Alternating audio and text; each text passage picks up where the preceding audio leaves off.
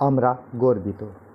আমরা পশ্চিমবঙ্গবাসী, যে বঙ্গবাসী, যে বাঙালির বুদ্ধিমত্তার দিক থেকে বিশ্বের ইতিহাসে নাম আছে। তো সত্যিই সেই বাঙালি আজও সেই বাঙালি আনাতেই আছে। তার কারণ ভারতবর্ষের ইতিহাসে এই প্রথমবার কোনো রাজ্যে এত গুণবান, এত মানবিক, এত বুদ্ধিদীপ্তের শিখরে পৌঁছে যাওয়া ব্যক্তিকে আমরা সঠিক নির্বাচন করতে পেরেছি। তো নির্বাচন করতে পেরেছি কিভাবে? ভোটের আগে তেনাদের যে ক্যাম্পিং ছিল, উনি তখন ভেবেছেন খেটে খাওয়া গরিবে মেহনতি মানুষের কথা, কিভাবে এই পশ্চিমবাংলাটাকে সুন্দরভাবে সাজানো যায়, কীভাবে ডেভেলপমেন্ট করা যায়। সেই কথা ভেবেই আমাদের পশ্চিমবাংলাবাসীকে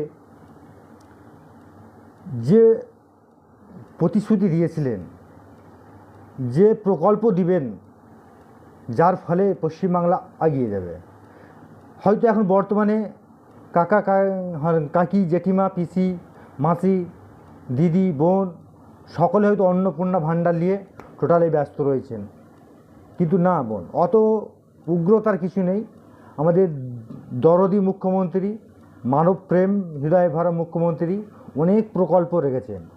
আপনারা শুধু একটা প্রকল্পের ওপরে প্রকোপ বাড়িয়ে উদ্বিগ্ন করবেন না।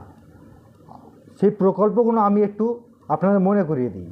100 থেকে 200 ইউনিট বিদ্যুৎ বিল ফ্রি পাবেন, এটা খেয়াল রাখবেন, এটা মিলিয়েও নেবেন।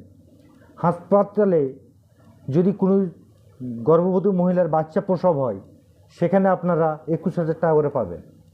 সরকারি বাসে প্রত্যেকটা মহিলার ফ্রি, এটা ঘোষণা মুখ্যমন্ত্রী করেছিলেন ভোটের আগে।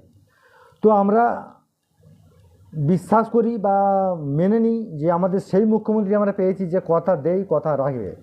তো আমরা আশাবাদী আমাদের মুখ্যমন্ত্রী কথা রাখবে। তার কারণ ইনি নীতিবানের লোক, নীতি ব্যক্তিত্বকে আমরা বেঁচেছি। তার কারণ যদি ধরুন কোনো মেয়েকে মিথ্যে প্রতিশ্রুতি দিলেন বিবাহের, বিয়ে করলেন না, সেটা দণ্ডনীয় অপরাধ, সেটা কেস হয়। সেরকম আমাদের খেটে খাওয়া মেহনতি মানুষকে, যে জনগণকে আপনি একটা প্রতিশ্রুতি দিলেন, আশ্বস্ত করলেন, যদি সেই কথাটা না রাখেন তাহলে একই অপরাধ হবে বলে ধরে নেওয়া যায়। তাহলে এই অপরাধ তো মুখ্যমন্ত্রী করতে পারেন না। সেই হিসেবে আমরা আশাবাদী করবেন। আয়ুষ্মান ভারত পাবেন 5 লাখ টাকা, 100 দিনের কাজ যেটা ছিল ওটা 125 দিন পাবেন। বিধবা ভাতা, বার্ধক্য ভাতা পাবেন 3,000 টাকা করে, এবং আবাস যোজনা পাবে 3 লক্ষ টাকা করে। এগুলো খেয়াল রাখবেন। চ্যানেলটাকে সঙ্গে